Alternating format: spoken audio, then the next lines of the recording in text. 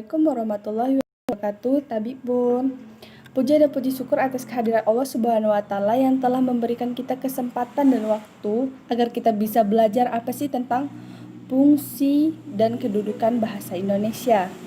Serta tak lupa juga kita panjatkan kepada Nabi kita Muhammad SAW. Sebelumnya perkenalkan, nama saya Leko Rizka dengan NPM 20 11 10 0335.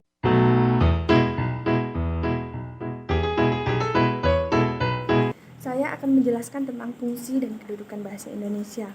Fungsi dari bahasa Indonesia adalah sebagai alat untuk berkomunikasi di dalam kehidupan bermasyarakat. Untuk berkomunikasi sebenarnya dapat juga digunakan cara lain, misalnya tanda-tanda gambar atau bahasa isyarat.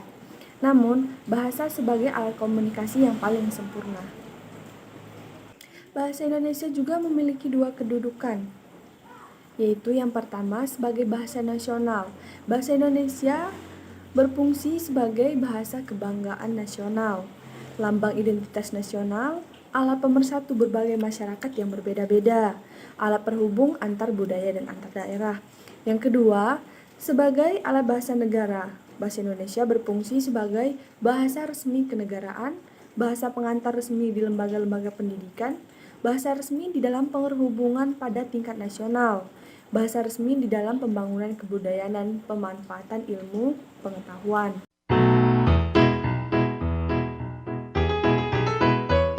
Yang kedua yaitu hakikat bahasa Indonesia.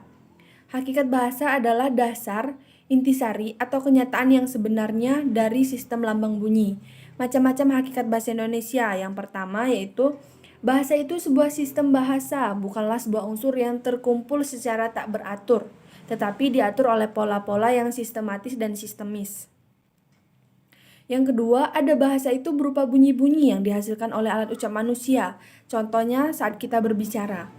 Yang ketiga, ada bahasa itu arbitrer, tidak ada hubungan wajib antara lambang dengan bahasa yang dilambangkannya. Andai ada hubungan wajib antara lambang dengan yang dilambangkannya, maka di muka bumi ini tidak akan ada bermacam-macam bahasa. Yang keempat, ada bahasa itu bermakna, yang artinya meninggalkan kesan baik bagi pendengar maupun penuturnya. Yang kelima, ada bahasa itu konvensional, yang artinya berdasarkan kesepakatan. Yang keenam, ada bahasa itu unik, yang artinya memiliki ciri khas.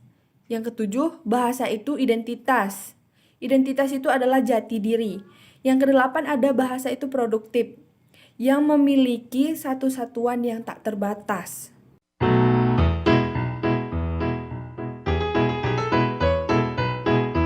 Saya, Anissa Nur Puspitasari, akan menyampaikan materi bagian fungsi bahasa Indonesia dan bahasa sebagai wahana iptek. Yang pertama ada fungsi bahasa Indonesia. Fungsi bahasa Indonesia ini dibagi menjadi dua bagian. Yang pertama ada secara umum dan juga secara khusus. Secara umum itu meliputi satu, sebagai alat untuk mengungkapkan perasaan dan mengekspresikan diri. Melalui bahasa, kita dapat mengungkapkan segala sesuatu yang tersirat di dalam hati dan pikiran kita. Yang kedua, sebagai alat komunikasi. Bahasa merupakan saluran maksud seseorang yang memungkinkan seseorang itu menjalin kerjasama.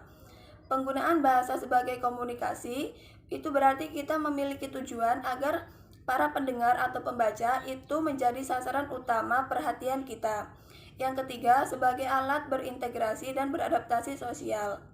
Dalam beradaptasi di lingkungan sosial, seseorang akan memilih menggunakan bahasa sesuai dengan situasi dan kondisi. Misalnya, seseorang akan menggunakan bahasa nonformal di saat berbicara dengan teman-teman. Selanjutnya, seseorang akan berbicara dengan bahasa formal itu ketika berbicara dengan orang yang lebih tua atau yang dihormati. Yang keempat, sebagai alat kontrol sosial. Bahasa digunakan sebagai alat kontrol sosial karena bahasa digunakan sebagai usaha yang mempengaruhi tingkah laku, sikap, dan pendapat orang lain. Yang selanjutnya, bahasa Indonesia sebagai wahana iptek. Derasnya arus globalisasi dalam kehidupan kita akan berdampak pula pada perkembangan dan pertumbuhan bahasa sebagai sarana pendukung pertumbuhan dan perkembangan budaya iptek.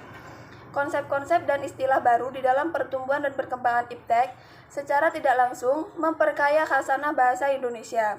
Dalam ilmu pengetahuan dan teknologi, bahasa berfungsi sebagai wahana untuk menyampaikan informasi dengan cepat dan sekecil-kecilnya. Kepesatan perkembangan iptek ini perlu diimbangi dengan bahasa yang mampu mewadahinya serta yang mampu meneruskan ilmu pengetahuan dan teknologi ini baik secara horizontal atau kepada generasi yang sama maupun vertikal kepada generasi yang akan datang.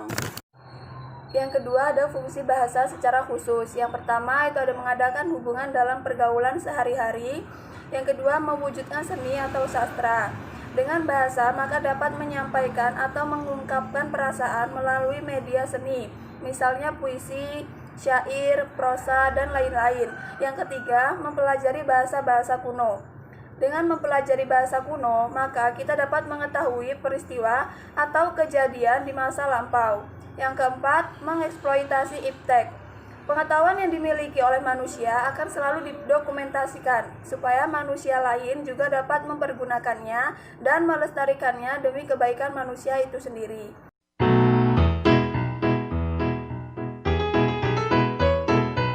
Perkenalkan, nama saya Diah Mulia Mutisari, NPM 20111000041.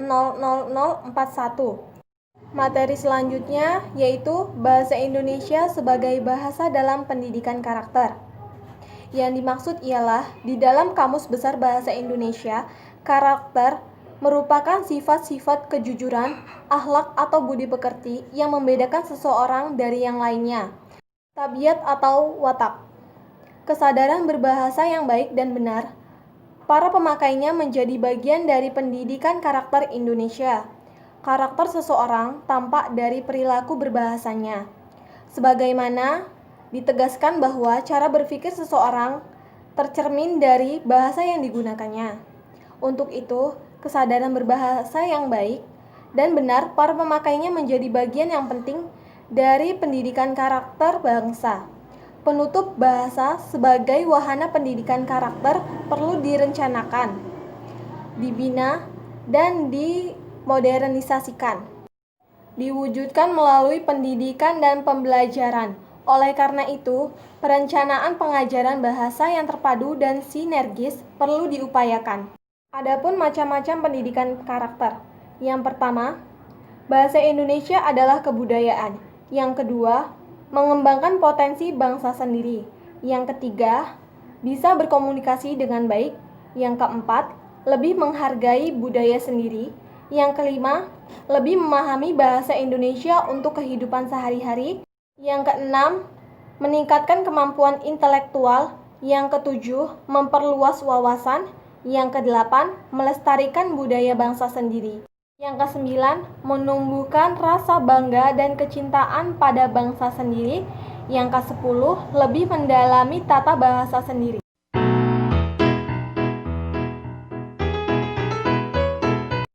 Materi selanjutnya yaitu Bahasa Indonesia sebagai bahasa dalam pembangunan.